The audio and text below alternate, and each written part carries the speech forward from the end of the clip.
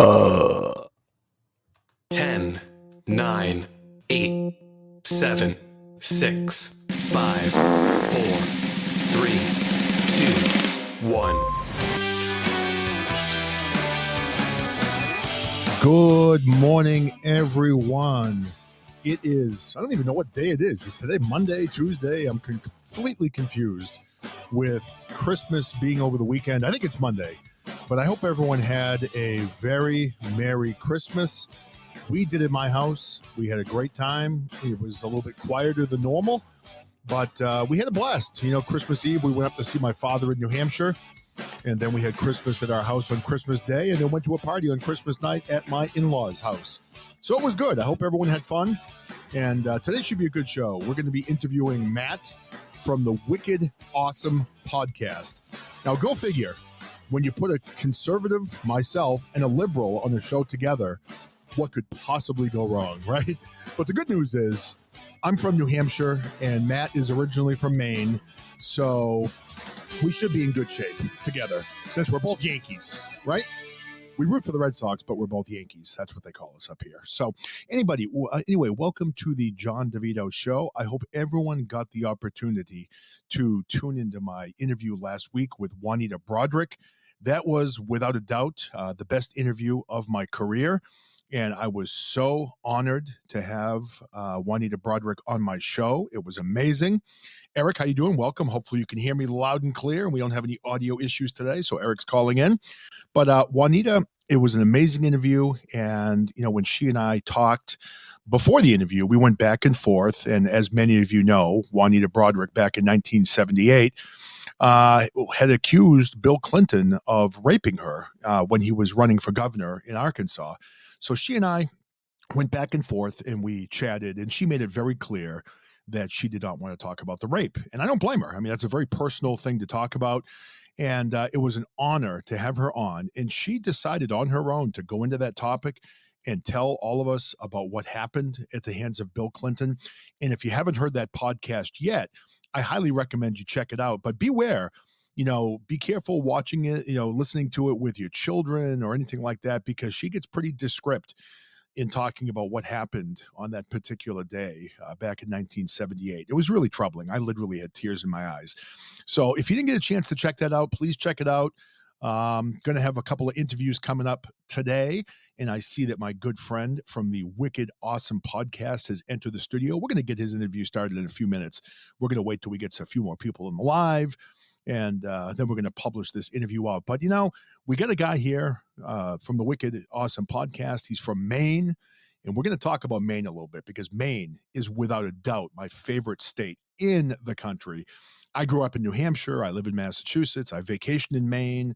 My wife went to medical school in Maine. Maine, if you haven't been, of course, I don't want to give away the secret, but if you haven't been, it is the most beautiful state. You've got the ocean. You've got the lakes. You've got the mountains. I mean, you've got just good people. Maine is an amazing state. But for all you people from other places, stay out. We don't want you there, because what's going to happen is, you know, unfortunately, I went to the dark side and moved to Massachusetts during my life after growing up in New Hampshire. And at some point, my wife and I have talked about it. We're going to retire. And when we do, we'd like to have, you know, some type of small place up in Maine and then have a place in Florida so we can escape the cold weather, you know, in January, February, and March. That's what a lot of the people up in the Northeast do. Us snowbirds, we, you know, leave the cold and head for the warm weather. So, Matt, if you want to call in, and then, you know, we're going to give it a few minutes since I get on a few minutes early, and we will then get going with your interview. I'm really looking forward to this. And as I've joked about a few times so far, I mean, what could possibly go wrong? You know, we have the Wicked Awesome podcast coming in. We've got the John DeVito Show. Obviously, a lot of my listeners may be a little bit towards the conservative side. And I think the Wicked Awesome podcast is in the opposite direction. But the one thing I believe we're going to show everybody today is if we get on that road and we talk about some of our political differences, you know, he's a Gen Xer, I'm a Gen Xer. Back in the day, we could actually talk and disagree and still like each other, right? You know, it's an amazing concept where I actually have friends that don't agree with everything I believe in. You know, my wife doesn't agree with everything I believe in. Now, I voted last time around for Donald Trump, my wife voted for Joe Biden, and guess what? We're still married. We have our banter in the house, and she, I think, in some ways, is regretting, I think, her decision a little bit because I don't think Biden has turned out to be the president that she expected.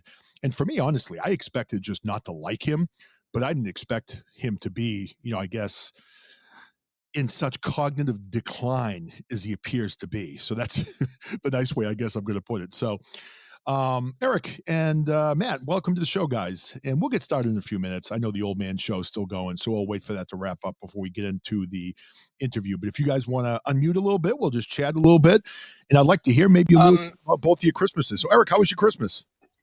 My Christmas is good. John DeVito had just wrapped up as you were going live, but we're hoping more people are going to start showing up shortly. I'm sure they will. My Christmas was good this year. Hope everybody had a great Christmas as well, and hope everybody's also looking forward to New Year's. Yeah, I really enjoyed Christmas. Christmas was, really nice. It was a little bit of a transitional year for my family where, my father-in-law passed away back in July, and that was obviously very difficult. So we didn't have him this year, and, both grandmothers are gone. So we do have my father, and he has dementia. So, it was a little bit of a struggle where we've been losing a lot of the older members of our family. Hey, welcome to the show. Whoever came in there, very wholesome Satanist. Okay, so welcome to the show, and don't cast any spells on me or anything to that effect.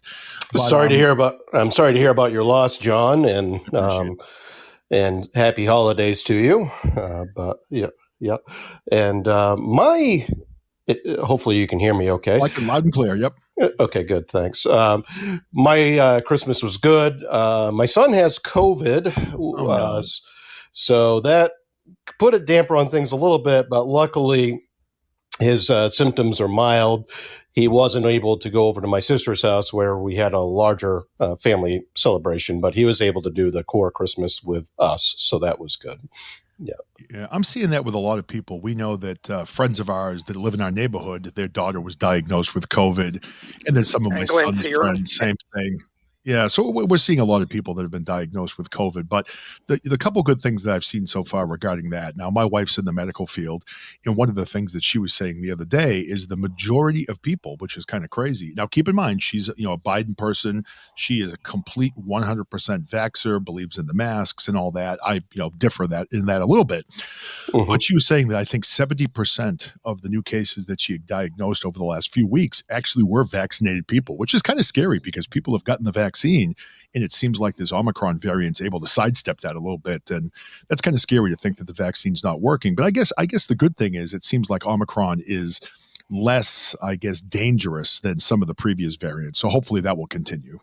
Hopefully it does. That's what it is showing at the moment, but hopefully that does continue. Yeah. Hey, so before we get into all the fun stuff, and I guess I consider this the fun stuff. Now, where are you in Maine? As I said earlier, I love Maine. Maine is my favorite state in the country. I love it. I go in the summertime. I go up to Rangeley. I have a friend that has a place up in Moose Lake, Maguntic Lake. This summer, for the first time, I actually vacationed on Sebago Lake. I had never been there before. We loved it. We had a blast. Maine is just beautiful. I've skied at Sunday River. I just love the state of Maine. It's just, in my opinion, it's just perfect. It's amazing. It is. It's certainly a slower pace of life. I am in Belfast, which is... You're up there. It's mid-coast, small little coastal town in Waldo County, and you don't have to go too far inland before you see, poverty and just more Trump supporters than you would have on your coastal cities, which is kind of like what you'd find in Massachusetts or anywhere, really. Well, yeah, it's true. Massachusetts is considered a very blue state, and it is. But it's funny, where I live now, I grew up in New Hampshire. New Hampshire is, live free or die. It was back in the day a lot more conservative than it is even now because you've got a lot of Massachusetts residents that have moved up into southern New Hampshire. But Massachusetts surprised me where really if you get out in the Worcester area and west, it's actually very conservative. I had no idea. When I lived in the metro Boston area, that was the case, but it really is a lot more conservative out here. But obviously there's a lot more population, in the Boston area. So that kind of controls the way the voting goes. But now, if I remember correctly, I think we chatted about this a little bit.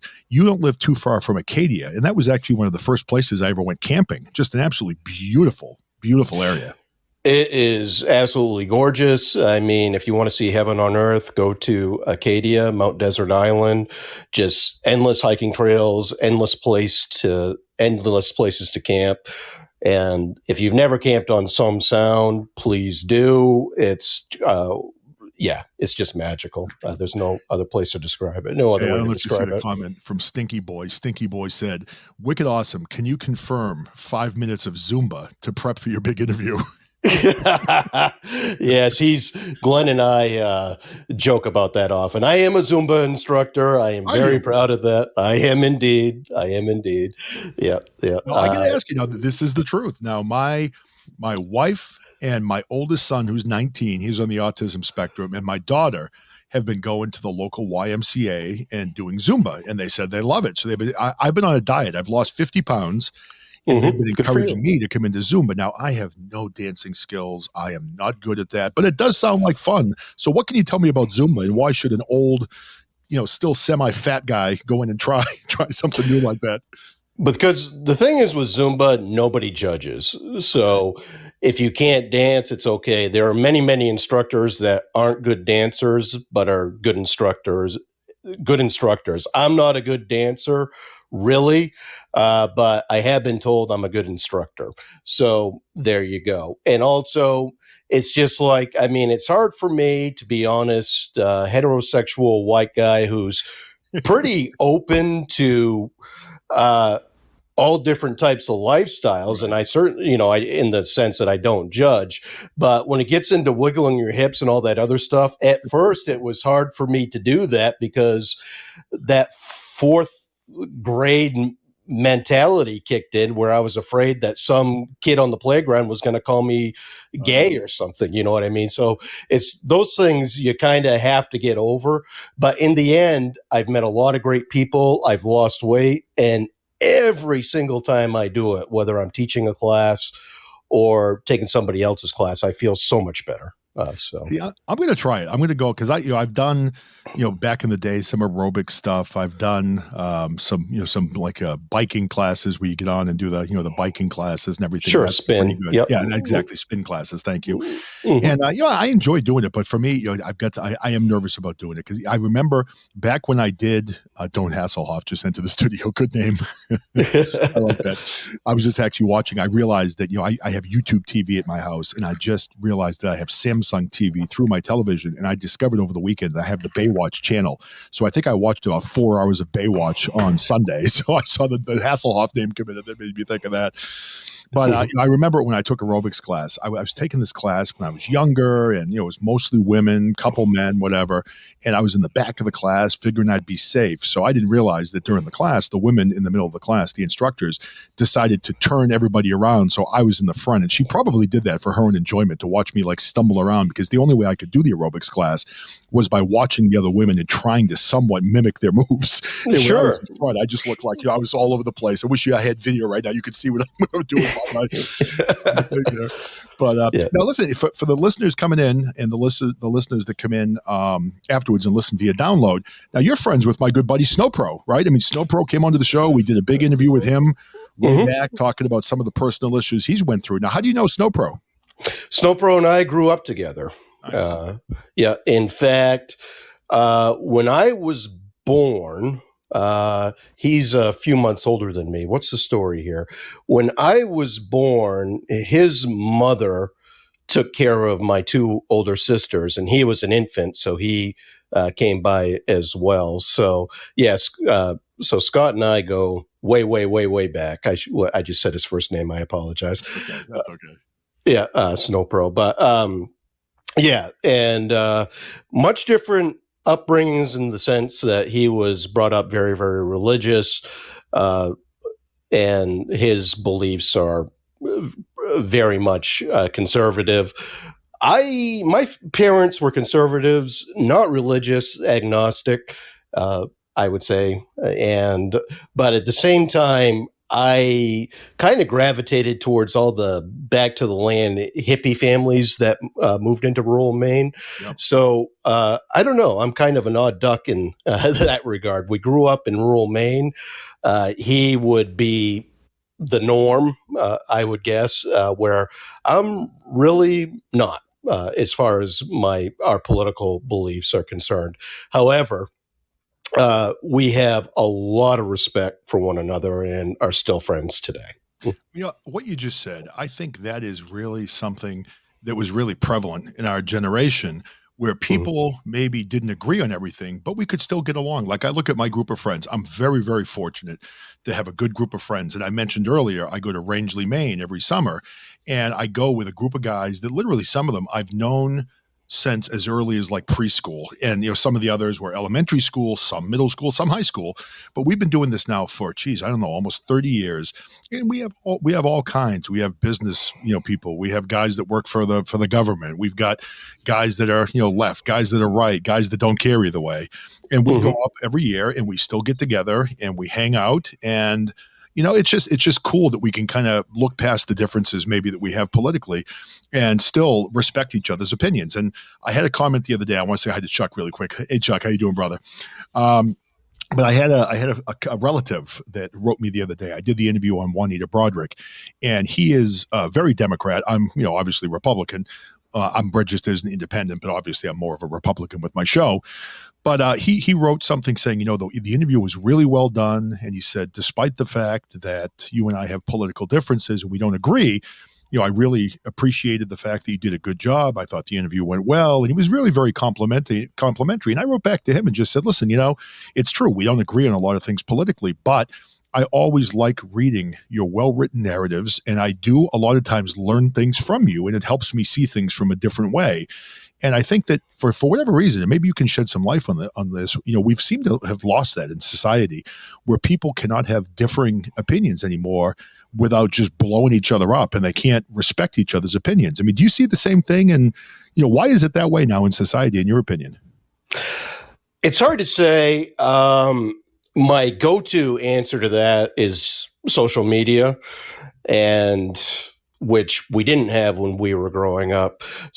And there's a lot of comfort people have when they're behind a screen and they can argue with each other. Right. And it gets personal, it gets silly. Then in the community, once you see these people in person, all of a sudden there's silence.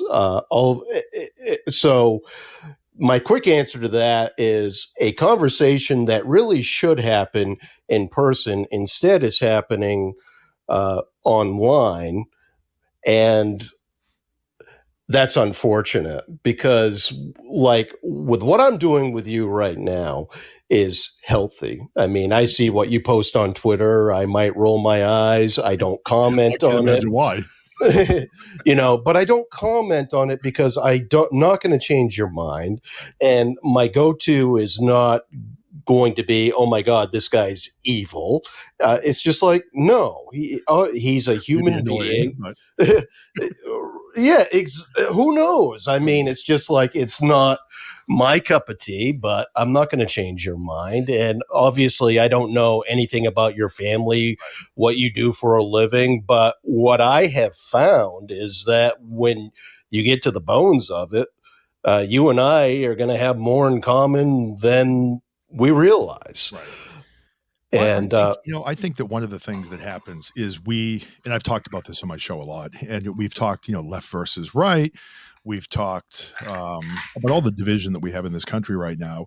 And I think it's true. I think that people like you and I really need to come together, because I think really the common enemy in most cases are the politicians and the media. And when I say the politicians, I don't mean just the left politicians. I mean pretty much all of them.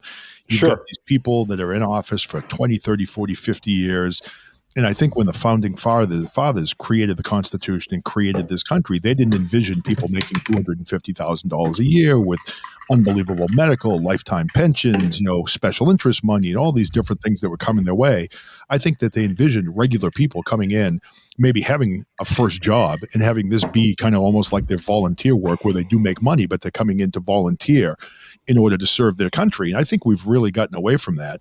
And I personally don't know how you feel about it. I would love to see, our country at some point institute term limits. But of course, the people that are getting paid are certainly not going to vote that in. It has to be something that happens some other way.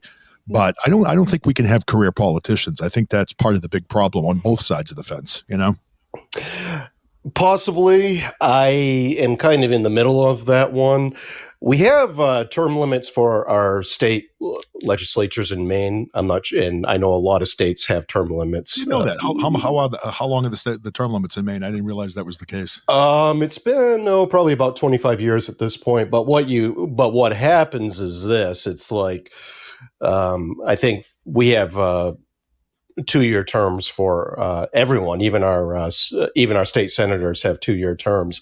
But what happens is what has happened is this: you'll have you can only serve 4 terms, so 8 years. So Okay. you serve your 8 years, you take 2 off, you get some political posts because you support somebody for governor or something, and then you run again. And then you get in again. So there is a lot of that happens. I also see that you have some no-name person who you don't see in the paper at all, but is very knowledgeable, doesn't really seek a lot of press, that is on some very productive committees. Then all of a sudden their term limits run out and they're doing a lot of work that isn't quite done, and they're in a good groove, but then all of a sudden it ends because their term limits run out and some person comes in to replace them that needs to be taught all of this stuff for it to continue. So that is one drawback I see of it. And then it's just, I'm like, vote the damn people out. If you're tired of the Nancy Pelosi's of the world and you support term limits, then don't vote for her. And the same goes with your Mitch McConnell's, like whoever. Just don't vote for them.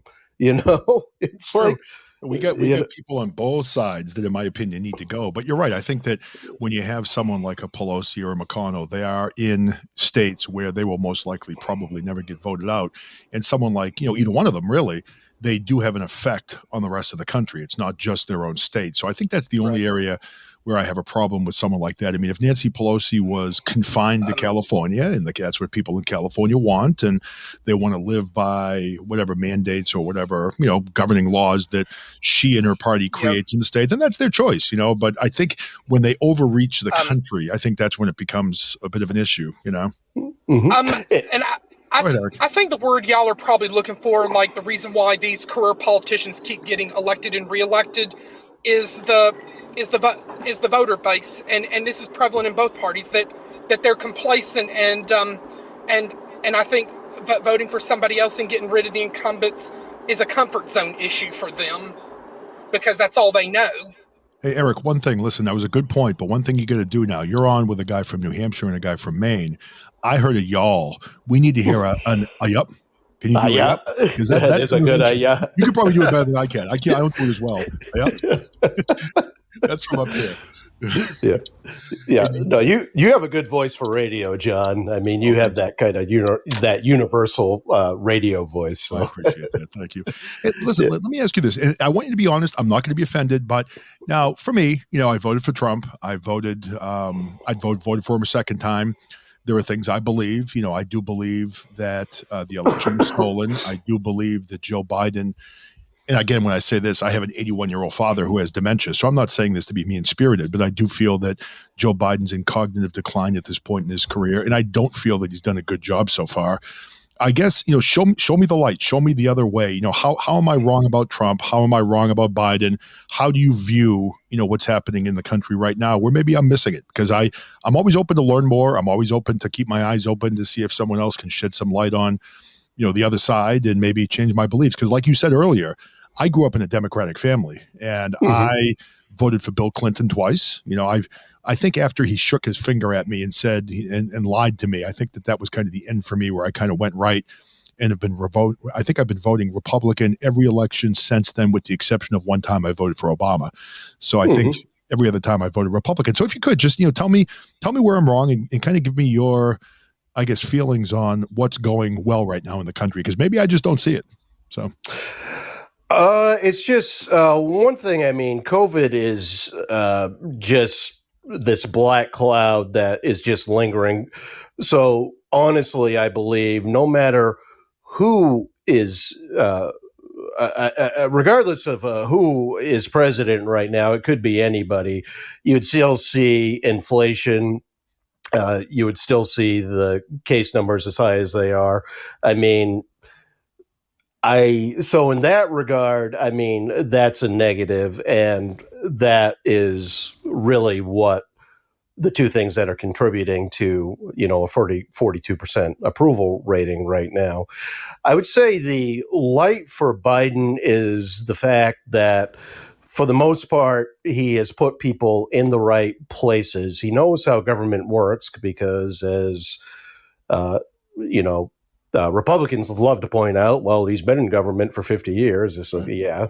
So, and much like a Harry Truman who just kind of knows how to govern, doesn't really seek the spotlight, just is willing to listen and try to solve problems. I don't agree with everything. The Build Back America bill, I don't really know about to really have an opinion on. Funny you say that, because I was going to say, if you mentioned anything about that, I was going to say the same thing, because really it's just this big thing that I just don't understand and hasn't been explained to me. So that's exactly how I feel, Yeah, and I'm going to be honest. Yeah, and I'm being honest there. I haven't taken the time to look into it, so I don't know.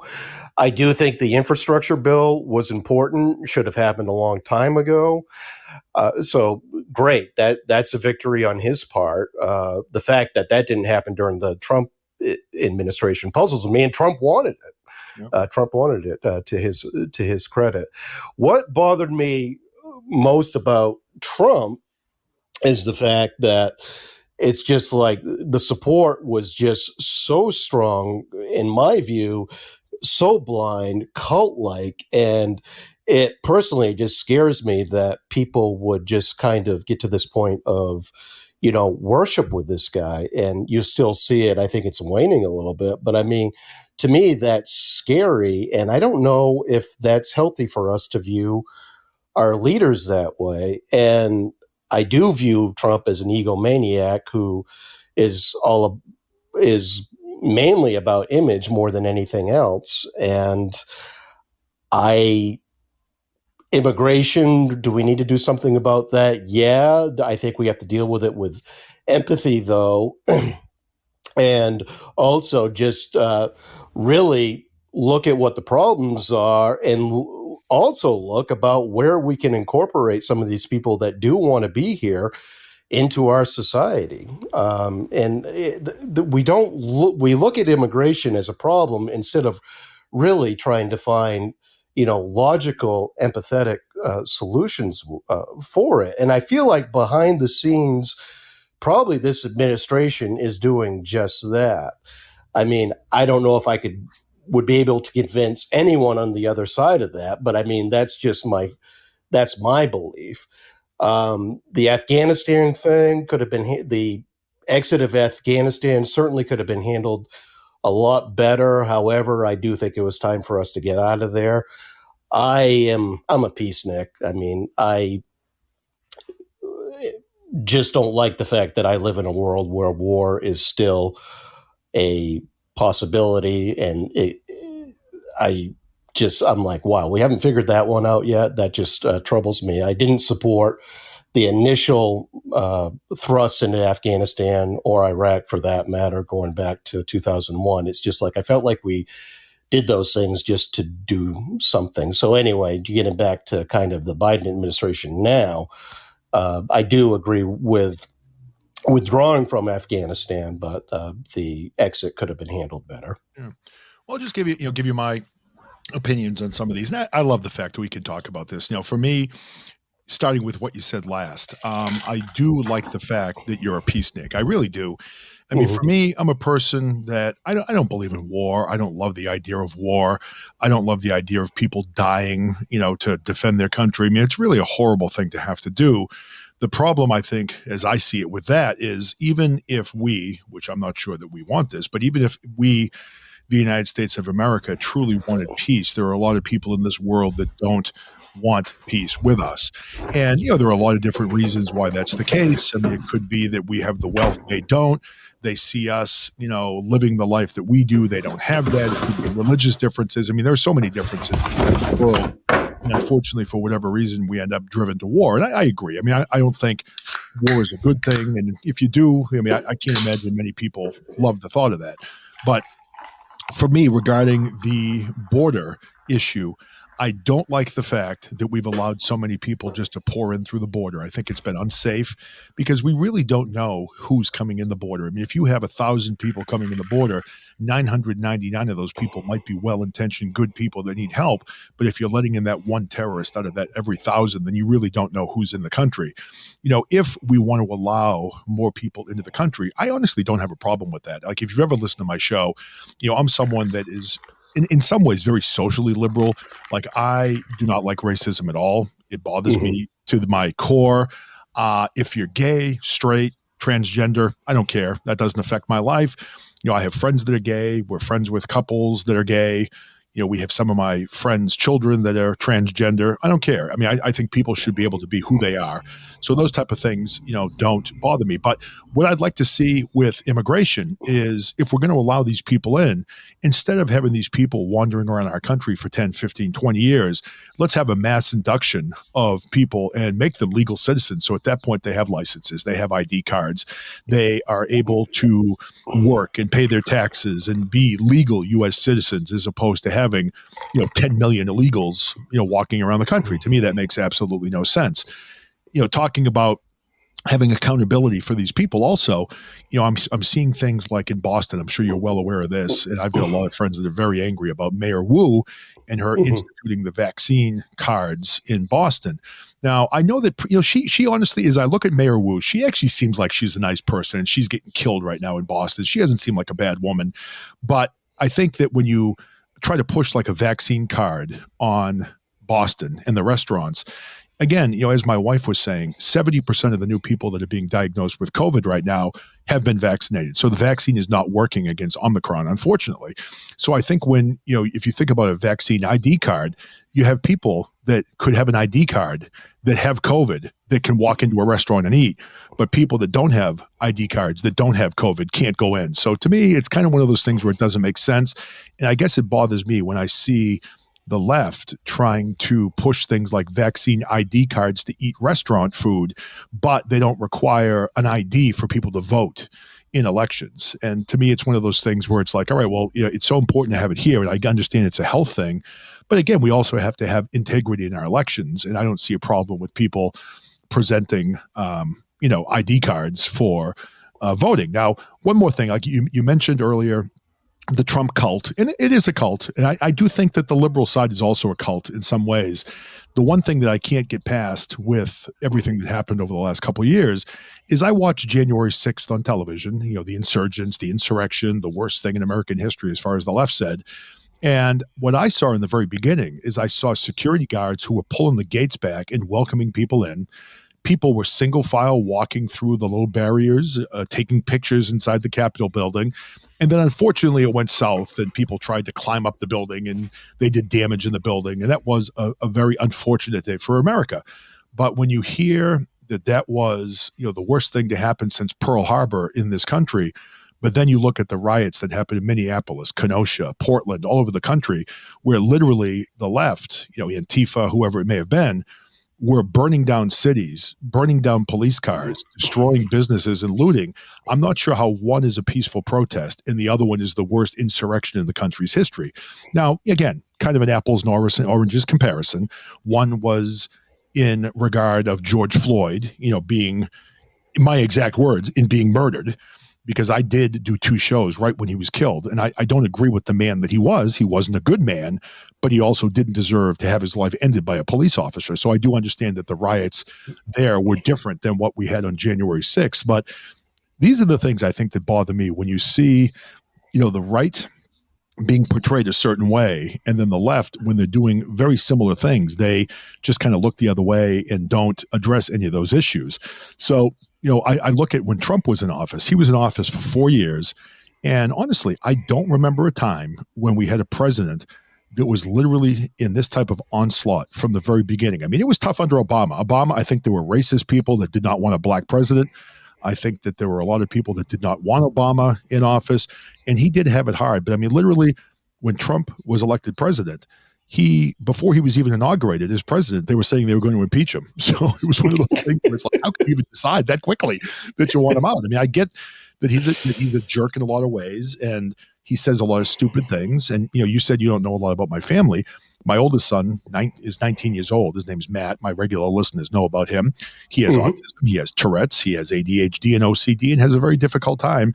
And I will admit, when Trump got up and did the thing, where he was making fun of the special needs reporter, trust me, I sat back and I was like, what an asshole. I have a son who has special needs. I mean, Jesus. And, there were certainly things I didn't like about him, but we have such just division in this country, and people are always spinning things. It would be nice to actually see people just talk the truth and say, okay, well, the January 6th insurrection was a bad thing for the country, but the riots that happened all over the country were also a bad thing, and they weren't peaceful protests. And we just never have any of that. You look at like the Maxwell trial right now. I mean, we're hearing more about the guy that called in and said, let's go Brandon, than we are about the Ghislaine Maxwell trial, where literally hundreds and hundreds of children were molested by the most powerful people in this world. And that wasn't just left. It was left, right, politicians, actors, royalty, and we don't hear anything about that. It's just, I think the media, for me, has become just this evil entity that is just set on dividing us. And I know I threw a mouthful at you, but I was just kind of thinking all that stuff when you were talking, and feel free to take your time to respond back on any of that if you'd like to. Yeah, I mean, you're not. I mean, violence of any kind is just wrong. So, I mean, and I'm glad you made some distinctions there between the January 6th protests and the summer protests. I mean, violence is during any protest is wrong. Now, a lot of the summer violence, I think, were happened by opportunists that just took advantage of a situation that probably didn't have an opinion on the social issue one way or another. They were just opportunist criminals, if you will, that took advantage. Probably right. Excuse me. I think of the Portland, Oregon protest in front of the federal building, where federal troops were called in, and every night there was a protest until the federal troops were called away. I mean, yeah, that was a lot of people that were Antifa, fighting against who they thought were part of the problem. Right. So that just added fuel to the fire, if you will. But I mean, to that point, violence is wrong. I do see Black Lives Matter as largely a good movement, very peaceful, and Antifa is one of those things. Yeah, it exists. Is it a huge nationwide problem? Well, no. And their goal is to fight fascists, or what they perceive as fascists. And I'm not saying they're right in that. I don't believe they are, because it's quite clear that they want to use violence to counter what they perceive as fascism. I mean, essentially, as we're talking about that, basically, I see that there's four major threats to this country and the world. And you may agree to all of them, you may disagree, but basically, I think climate change is one, which included with that would be extreme weather events. Two would be cyber attacks. Three would be a pandemic beyond the scale of what we're seeing with COVID. And fourth would be some sort of coordinated white supremacist threat. And that would be more in this country than it would be worldwide, but you could see it happening in Europe as well. Those are the four biggest threats that I see to humanity, our society, if you will. Go ahead. No, I mean, that's pretty much it. I was just thinking of that as you were going on there. But yeah. Oh, you're right on the mark in a lot of areas, and I do worry about the future of this country. I mean, let me ask you: do you think there is a way back to all of us maybe finding a way to work together again as one, or do you think that ship sailed? I mean, is it going to be the future of America are going to be two separate parts of the country that can't get along? Or do you think that there is a path back to people maybe learning how to work together again? I'm an optimist. I think there is a path, and it happens with one conversation at a time, much like what we're doing right now. I'm in education. I was a public school teacher for 18 years and been the head of a private school, therapeutic school, for the last three, going on three. Oh, nice. And one class I still teach is a character development class. And a couple of weeks ago, I did a lesson on respect. And I showed a video. It was just a 3-minute video. Maybe I'll share it on your Twitter feeds so you can watch it. Please do. But it was of this LBGQ person, woman, lesbian, who over the years has very much promoted gay marriage and civil rights as it relates to that community. And the other person in the video was this right-wing, very religious, anti-gay everything. You get the picture, right? Yes. And very much conservative. And anyway, for whatever reason, she reached out to him one day via email and just asked if he wanted to go for a cup of coffee, just so they could talk about their differences and whatever else. They met for like 2 or 3 hours. And what they realized is how much they had in common and how much they just enjoyed each other's company. To this day, they still get together every month or two for coffee and chit chat about their families and just what is going on in their lives. And at the end of the video, the guy says, "My only regret in all of this was that I didn't reach out to her first." Also, their views haven't changed, but they're friends. So it happens with one conversation at a time. So it takes someone like you, it takes someone like me to really, really encourage that. I think that's phenomenal. I see rounding third, our other Maine friend, is in the room right now. He teaches that class for all of his high school friends. No, I think that the youth in this country really need to have classes that teach them on how to respect other people. Because, I mean, you and I, we were fortunate where we grew up before all this crazy social media stuff that's going on. And I know that if we have younger people in here, you may look at that as being kind of like a boomer thing to say, but the world was really a very, very different place before we had all these social media platforms. And I see it, when I'm out in public, like literally on Christmas night, we went to a party. My brother-in-law had a party at his house, and it was a party that we hadn't been to before because our Christmas traditions changed a little bit this year because of some changes in our family. But we went to this and we had a really good time. But you saw the older people, myself, people my age, maybe even a little bit younger than me, they were sitting around, they were communicating, they were talking, we were having healthy conversations. And if we disagreed, we disagreed. Most of the youth had their faces buried in their phones, my kids included. And I see that a lot, where I think that because of social media, I mean, kids are not learning how to socialize with people, the way we did. And, my kids assimilate playing with their friends by being on their Xbox and playing with the kid 2 towns over. For me, and I'm sure for you back in the day, it was getting together with a friend and maybe doing something in person. And I do think it's important for our kids and even adults at this point to learn that we do need to socialize properly with people. Now, can I ask you when you taught? Because I actually have a background also where I work in the education field. I'm not going to ask where you taught, but what subjects did you teach? Special education. Awesome. And most of that time was at a technical high school. So Nice. I taught students work experience. They had jobs in the community. We did a little bit of culinary arts, woodworking. So it was a lot of experiential hands-on learning. And many of those kids went on to other trade areas as they progressed in high school, some even into college, actually. That's fantastic. No, my 19-year-old son, he, went to a therapeutic school. He went to a therapeutic school that's in Worcester, Massachusetts. And you can actually look this up if you're not familiar with it. It's called Summit Academy. Great school where they take in kids on the spectrum from different school districts, and they really help them a lot. And, it was really great for my son. He tried to go to community college this fall. It didn't work out. So he came home a couple of weeks ago, and he's going to go to work. He's going to be working actually at a Market Basket grocery store coming up, where he really loves his job, and he's going to be doing that. But, having people like you have made a huge difference in my son's life. So I want to thank you for doing the job that you do and helping kids, like my son that struggled and wouldn't have had it. Now, I don't know how much you know about Eric Kirk that's in here, but I hope Eric doesn't mind me mentioning this. I think he's pretty open with it.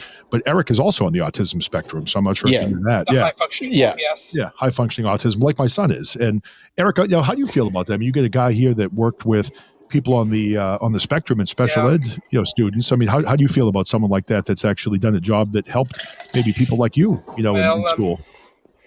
Well, I mean, it's great that you have like a school teacher like who's been around it and knows how to I'm trying to think of a word like being around students like various autism spectrums and probably any other disabilities, autism related or not. Look at rounding third down there, man. You're from Maine. We're being nice to Matt from Wicked Awesome Podcast, and he said, "Too bad Wicked is a lefty. The only flaw." I've known rounding. The same thing about us. Rounding third's another person I've known pretty much my entire life. So, yeah, it's funny because I've found that with this podcast, I've met some people in Vermont, some others in New Hampshire, some in Maine. Honestly, the whole group of you. When I come up through Maine, I'd love to sit down and have a beer with the three of you and just chat a little bit, get to know each other in person. I think that'd be a lot of fun because I do come up. And actually, I don't think I mentioned this, but my wife is a doctor. She went to UNE down in Bedford, so that's where she went to medical school. Oh, no kidding! Oh, yeah, my niece is there right now. She's she was valedictorian of her high school class where I went to school. What year is she in school?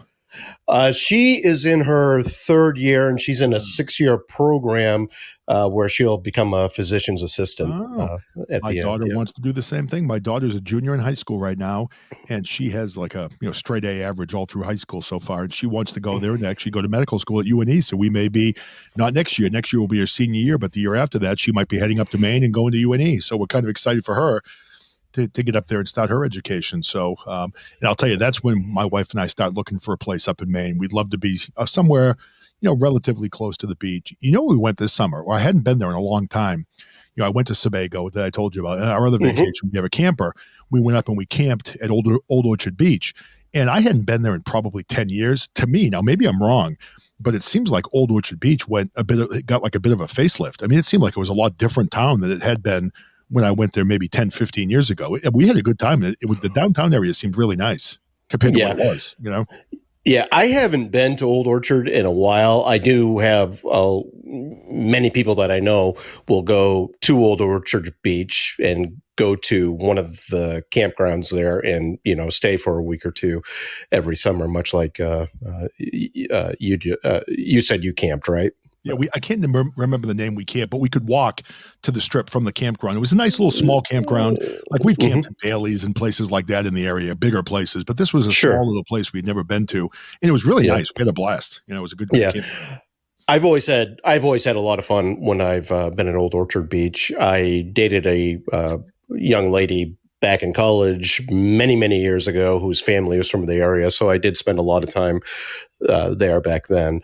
But it's where a lot of French Canadians go for vacation as well. The joke is always, how many guys can you count in Speedos? Because you always know they're French Canadian if they're wearing a Speedo.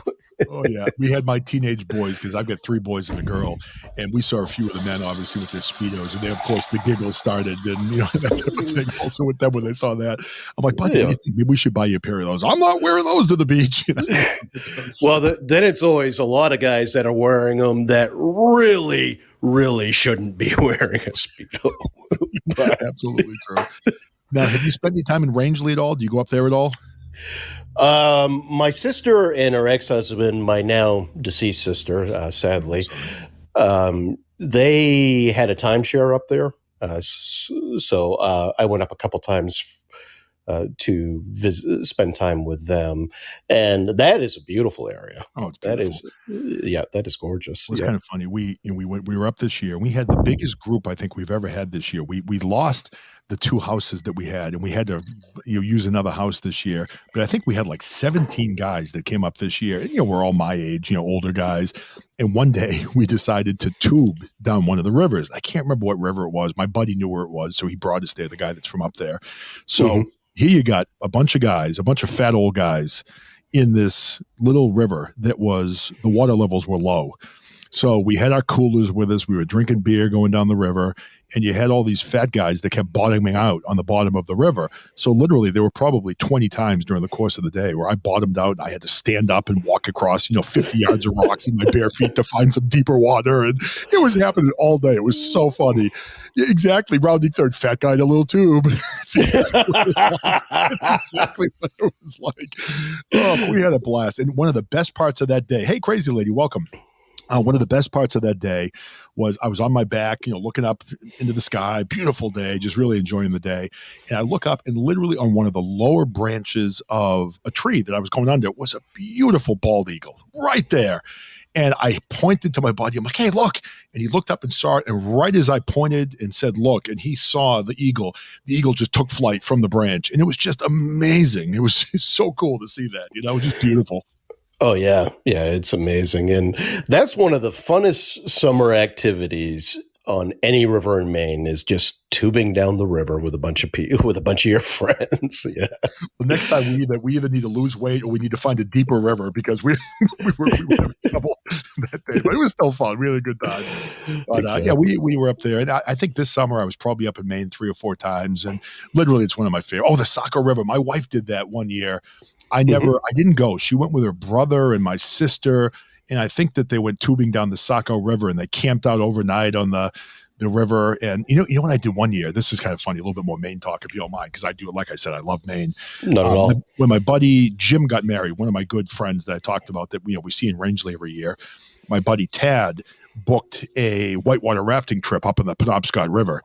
And we did that. And it was, I guess, the weekend where they opened the floodgates. I don't even know what it was called, but I know that it was like a crazy week. And the first half of the day, and this is kind of a funny story, the first half of the day was pretty easy. We're tubing. There were a couple of areas that were kind of a little rough, but nothing bad. And then we broke for lunch. We pulled over, in the boats and sat down and we had lunch and we were talking. And then our guide said, okay, listen, the second half of this day is going to get pretty hairy. So hopefully you guys are prepared. And we're all like, no problem. We got this, whatever. God hates a coward. We're screaming. So we get into the boats and we start going. And then all of a sudden we see this area called the staircase.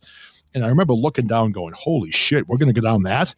And we go down this thing, and literally you went from like these 12 to 15 guys that used to be football players, whatever else, God hates a coward, screaming, let's go, to literally all of us were cowering on the floor of this boat.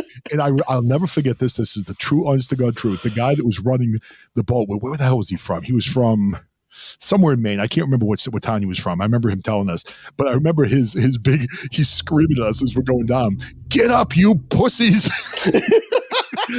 So we're all out. One of my friends goes flying across the boat. My other buddy grabbed him with one hand, pulled him back in. I think we lost like 3 people going down that particular thing.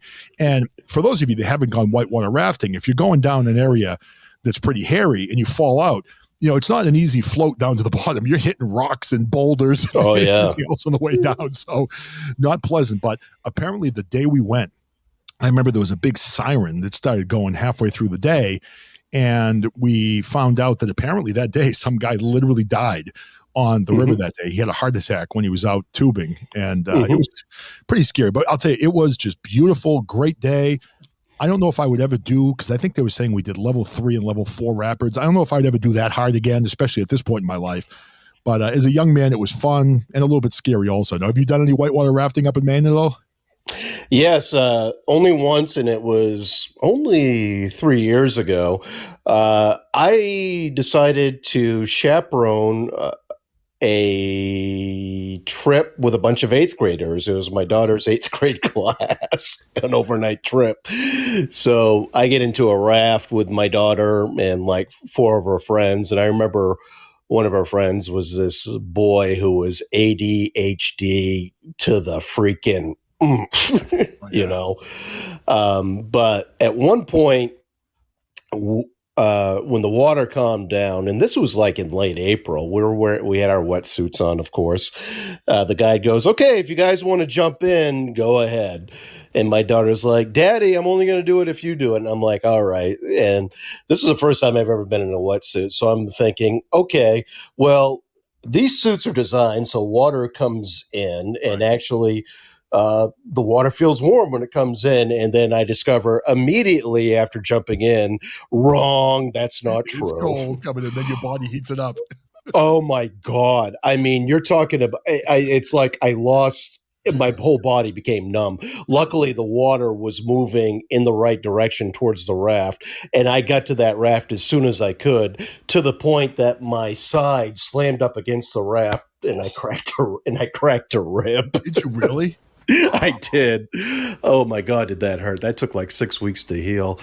Then, I mean, the whole trip was a good 2 or 3 hours, if not longer. And I just remember the ADHD kid. At one point, they blew up like these little kayak things, and the ADHD kid said, "Hey, can I go on that?" And I'm like, "Please get this kid off the raft. He's driving me crazy." That's funny.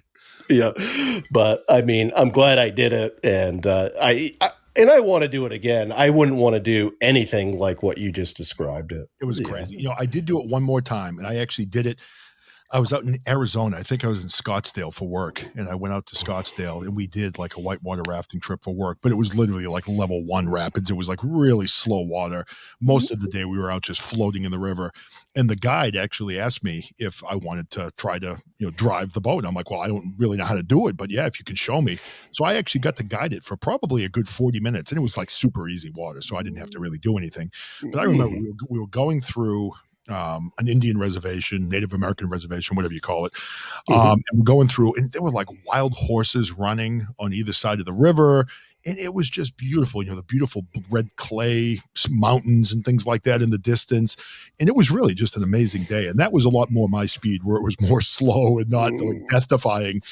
But it was just beautiful, really just a nice day. And, one of those things where I'll keep that memory with me forever, being out experiencing that, Oh yeah, and that's what it's all about, especially at our age, I should say. It's just. How old are you? I'm 50. So you're young. I'm 53, almost 54. So you're a baby. I'm still a baby. I'll turn 51 in a couple months here, but yeah. But yeah, it's about doing things like that because it's about creating memories. So yeah, traveling and doing activities. I do tend to say yes when people ask me to do things now that involve travel or just an activity that I've never done, just so I can, say that I've done it. And have a story to tell, basically. One thing, now this is crazy. One thing I have never done, despite growing up in New Hampshire, spending so much time in Maine, not as much in Vermont, but a lot of time in Maine, I have never, not even once, gone snowmobiling in my life. Oh, really? Not once. Yeah. I would love to go. I've never been. I've got friends that do it, and I just have never done it. I would love to try it because I hear that up in Maine, I mean, you've got like literally the roads, like literally snowmobiling paths or roads that you can travel all the way to Canada. And, it sounds like it's a blast, but I've never been. So Rodney Third, are you saying Snow Pro, you guys are all snowmobilers up there? He may be. I haven't been in years. My dad had snowmobiles as a kid, so I went some, but I've never been big into snowmobiling.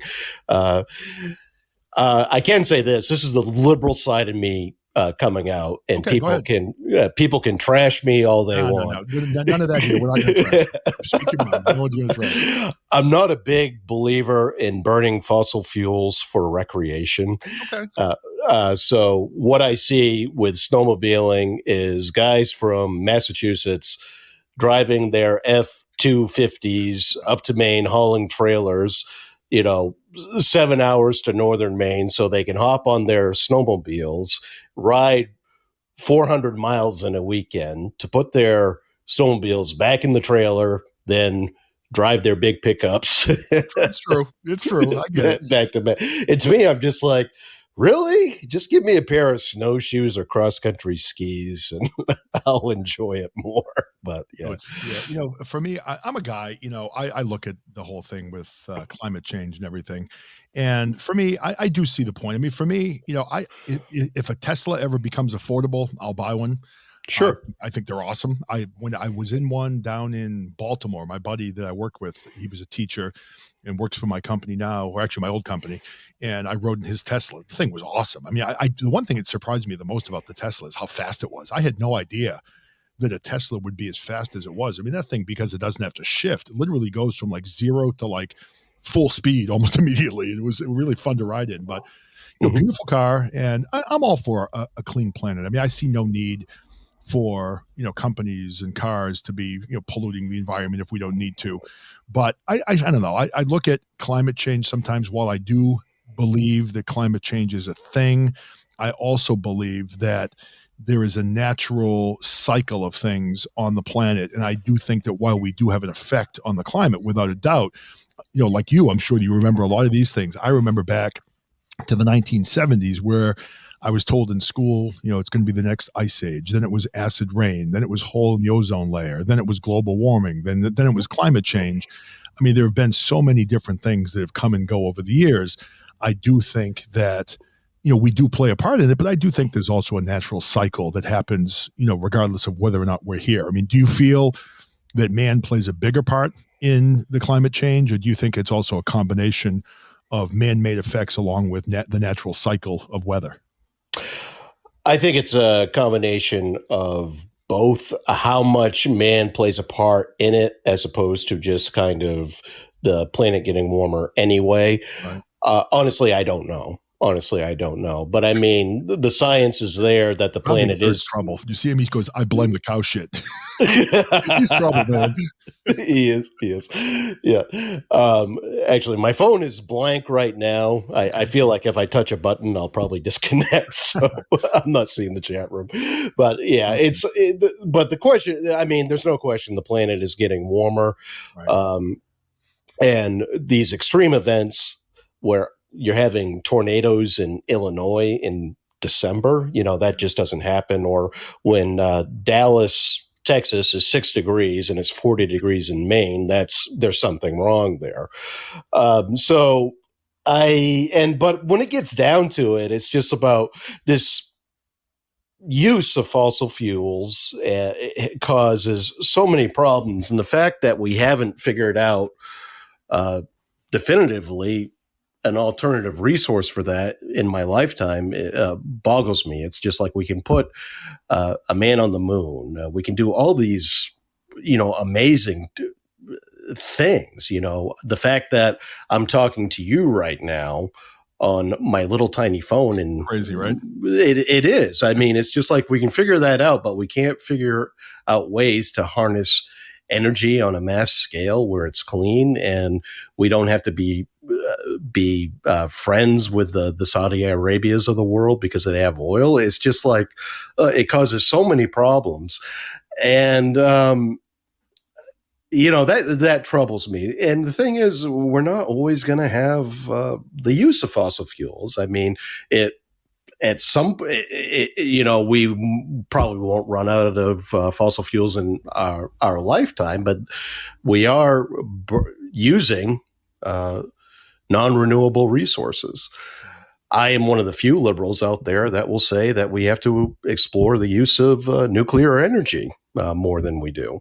It's as clean as can be. I understand you have to figure out ways to maintain the waste, deal with the waste, but what are the alternatives? As I'm sure one of the places I go to quite often, because it's close to where I live, is Hampton Beach in New Hampshire, and Hampton is right next door to Seabrook, and they've had that nuclear power plant in existence in Seabrook for God knows how many years now, probably 30 years maybe.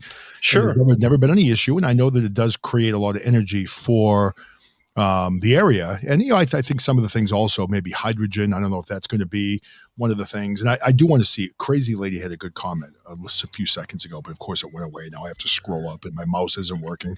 But I think she said something about, she feels that the climate change has to do with the magnetic poles changing on the planet. Now, again, I'm not an expert in that, so I really can't speak on that with any level. Can't either. Yeah, so I don't know if I can address that or not. But I mean, that could be the case. There could be a lot of different things. One of the things I feel that the seasons have maybe shifted a little bit. It seems like winter starts a little bit later.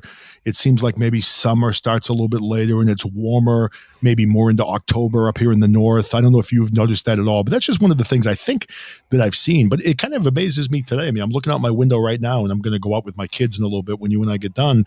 But I mean, it's still fairly warm. We have almost no snow on the ground. I don't know how much you guys have up in Belfast, but we have very little here. And even though I'm in Massachusetts, I live in the Worcester Hills right near Wachusett Mountain. So I live in one of the highest elevations of Massachusetts. And we normally get quite a bit of snow here, pretty comparable to maybe New Hampshire or Maine.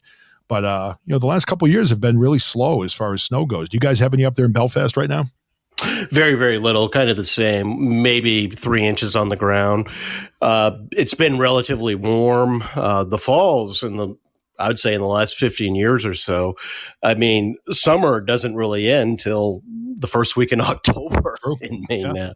And I think they estimate, I was listening to Maine Public Radio the other day, and they are interviewing somebody, and it had to do with the ski industry. They estimate that Maine has 3 weeks less of winter than it did in 1900. Now, I question that. I would want to look at that science, but I would agree that it is certainly shorter.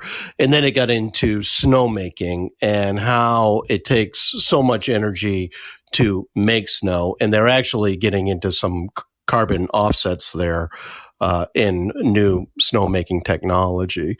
So so like your Sunday Rivers of the world that you just mentioned, they're surviving right now because of man-made snow. I know, I'm relatively close to obviously a lot smaller mountain, but we live right near Wachusett Mountain, like 5 miles away, and that's what they rely on. They make snow all the time, and my kids all snowboard, and they haven't been even yet this year.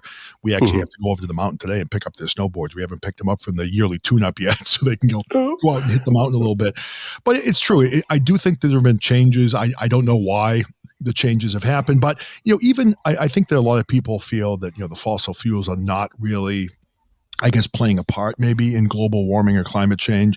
But I guess my feeling always on that is, maybe it is, maybe it isn't. I really don't know. I'm not a scientist. But for me, I don't see anything wrong with having less toxic material, pouring into the atmosphere. So we were driving home from Christmas and we were going through Lawrence, Massachusetts on the way back to my house from New Hampshire. And on the side of 495, the highway, there's a big building. Even on Christmas Eve night, there was just black smoke pouring out of the smokestack. And I don't even know what they do in that factory. But I mean, again, when you see that happening, I mean, really, it can't be good for anybody to have like toxic materials being blasted into the atmosphere.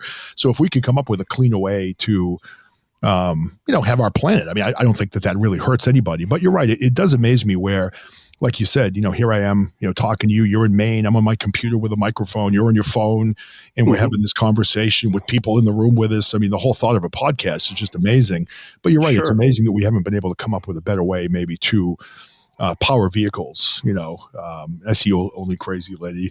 Let's see. So Rounding Third says, don't you have trash burn around there too? I think we do. I don't have it in my general area, but I do think that does happen down here. Crazy Lady says the East Coast is heavily populated. It is. But like, when you think of me in Massachusetts, people think Boston, heavily populated area. I live an hour and 20 minutes outside of the city. And really where I live is not a whole heck of a lot different than either New Hampshire or Maine. It's very rural, small little town. We've had bear in our backyard. So I don't live in the populated area. But you're right. Along the coast, all the way from Boston to New York, Philadelphia, all the way down, it is very, very populated in a lot of those areas. Hey, happy holidays to you, Shannon, as well. Let's see. So maybe that's what we drove by Rounding Third. That could have been it. I see him saying it's on 495, a giant mound for an incinerator. That could have been what it was, because we drove right by that and there was black smoke literally pouring out of the top of it. So maybe we were actually talking about the same building, because it's literally right off of 495. You can see it from the highway. So let's see. Oh, crazy lady, you're 36 miles from a Walmart. Yeah, for us, I think the closest grocery store is probably about 10 miles. And literally in the town we live in, like I'll tell you where I live, I don't care. You can look up a Rutland, Massachusetts, the other Rutland, not Rutland, Vermont, but Rutland, Massachusetts. I live there, and we live out in the middle of nowhere. So, you were in Methuen this morning. I grew up in Atkinson, 2 towns over. So I know Methuen very well. I know that area. I actually went to high school in Lawrence at Central Catholic, back when it was all boys back in the day. And then finally it went co-ed, and I unfortunately missed that altogether. Oh, man. Hey, listen, we're actually, I have thoroughly enjoyed talking to you. I really have. It was funny. I'll never, the comment that drew me in is when you wrote on my page and you said, yeah, I'll come on your show, even though I'm a liberal pansy. That's it. Made me laugh out loud. Yeah, I'm a liberal pansy and proud of. And you should, you're going to be proud of it. But I think, if anyone here got anything out of this show, I mean, it does show that you've got 2 guys on here that maybe don't agree with a lot of things politically, but you can have a respectful conversation. You don't have to hate. And I guess maybe on social media, I need to learn that too, because I get on and rip people all the time. And honestly, I do it. I don't even think about it. And that's probably part of the problem, where I do these things and just think it's going into this vastness of nothing, where really people are reading it, and probably it's hurting people's feelings. So I probably need to be better about that when I'm out in social media doing those type of things. But let's see. So Rodney Third says, luckily for him, his best friends for high school are conservative, so it balances out. It balances. They all are. It's just like, and they all tolerate me. I don't know why, but God bless them all. I really mean it when I say it now. Snowpro's got my cell phone number. You guys need to text me. Let's set something up where we can get together and have a beer sometime and just chat in person. It'd be fun to meet up with you guys. Oh, yeah, absolutely. So I enjoy that. So listen, I'm going to probably start to wrap this up, because I'm actually bringing 2 of my sons to see Spider-Man, but I'm not going to see Spider-Man because I don't want to see that. So I'm going to see a different movie on my own. Gotcha. Spider-Man. But you got anything you want to say in closing before we let Eric kind of wrap up the show? Just that if you want to tune in, you can promo your show a little bit also. Yeah, sure. Wicked Awesome Podcast. I go live every Tuesday at 8:00 Eastern Time. This Saturday, January 1st, my friend Sandy and I are going to do a movie review show at 8:00 Eastern Time. So tune in for that as well. What do you know what movies you're going to be reviewing yet? Are you still working on that? Yes. We do. What we do is, do these movies stand the test of time? So we take 2 movies from the 80s. We watch them again, and then we discuss whether or not we believe they stand the test of time. So the 2 movies this week are Revenge of the Nerds and Fatal Attraction. Yeah. I laughed because literally on Christmas Day, we got done opening the presents, and we were just kind of like chilling out before we went to the nighttime party we were going to. And I was flipping through the channels, and I watched about a half an hour of Revenge of the Nerds Part 2. I hadn't seen that in probably 30 years. So I saw the sequel. Wow. And it was still funny. I hadn't seen that in a long time. And I remember the original. Back in the day, that was a pretty funny movie. So. Oh, yeah. Absolutely. Listen, man, it was a pleasure to have you on. I really enjoyed having you on. Hopefully you'll come back in again and we can talk another time. And I'll try to pop into your show also. Just, when I pop in, I usually don't call in. I like to sit back and listen. But Sure. Pop into your show and just kind of listen to it a little bit. And like I said, hopefully we can get together. It'd be great to get together with you guys up in Maine. And if you don't mind a mass hole driving up there, because that's kind of what I'm going to have to do. Not at all. More than welcome. And I'd love to sit down with you in person. Absolutely. That'd be great. All right, Eric, you want to round up some of the shows that are coming up, buddy? And if you have anything you want to say, Eric, too, feel free to let that rip now. Well, promote the shows. Well, this has been like another great get to know your podcaster interview conversation series episode, and we're certainly looking forward to having a couple more podcast friends that join us very soon. Excuse me. But coming up on Podbean Live, you got a great roster of shows. Like to wrap up your Monday, you got the John Gale program. He's going live at 5 p.m. Eastern Time. Spanky and Scooter are going live at 8:30 p.m. Eastern Time this evening with the Beans and Weenie show. And this week, with you still have the Wickedly Awesome podcast, and then you've got the Old Man's podcast with Dan, Joe, and Eric going live tomorrow morning, 10 a.m. Eastern Time. The Only Crazy Lady is doing her tarot card reading Tuesday afternoon, which is tomorrow at 3 p.m. Eastern Time. Later in the week, you've got the Frankie D show, Slacker 82 Alpha, and This Swap Doesn't Lie, and then we'll have Slightly Serious doing like a end of year wrap up and New Year's Eve special. So be on lookout for that, and also be on lookout Sunday evening for the It's Doomsday podcast with Jester, around 9, 10, or 11 p.m. Eastern ish. And then other friends like Dude Sean, and hopefully Ralph William will be back in the new year, and the Gray Area, and Freedom Warrior, and Lingalonga and Chuckabilly's Not Your Cup of Tea, y'all also doing shows. So. Hey, did you see I have my next show coming up on Thursday at 11:20. I'm going to be interviewing Felix from This Walk Doesn't Lie. So that's going to be on Thursday. And I may pop in another show during the week, but I do have that one set so far. And I have a couple of other interviews that I'm going to probably do. And if there's anybody out there listening right now, if any of you are interested in coming on the show, I don't care if you have a podcast. I don't care if you don't. If you want to come on and be interviewed, I'd love to have you on. So let me know. Send a message to Eric, or you can hit me up on Twitter or Instagram or wherever, and let me know if you'd like to come on. And just John Gale entered the room, and I'm going to say this again because we've got a decent crowd in here right now. Oh, Kingzilla, write me a message. I'd love to have you on. Let me know, and I'd certainly have you on. But John Gale's in. If you guys haven't been into John Gale's show yet, I know he's still relatively new. Very well done show, very intelligent guy, very well spoken. He really spends a lot of time preparing his show. The few times I've been in, I've really enjoyed it. So make sure you get into John Gale. Check him out. Check out the Wicked Awesome podcast also. And now, my conservative friends, be nice. Get out there and be nice to our liberal friends. That's one of the things we have to learn, I think, in society, is to be nice to each other again. So if you go in, don't be mean. All right, be nice. All right, everybody. Listen, I've really enjoyed this. This was probably one of my favorite interviews. I really enjoyed it. Yeah, Rounding Third said it perfectly. Don't be a dink. I like that. Don't be a dink. So for everybody who came in today, I really appreciate it. This is going to be published out to all the different platforms, so you'll be able to catch this. If you missed some of it and you want to hear it, you can catch it, Spotify, Apple Podcasts, iHeartRadio, on and on and on, sometime later today after I get a chance to publish it. So, Matt, thank you very much for joining. Eric, thank you very much. And thank you, John. Next time. All right, my pleasure, guys. I really enjoyed it. Take care. All right, we'll talk to you all soon now. Bye-bye. See you guys later. Music.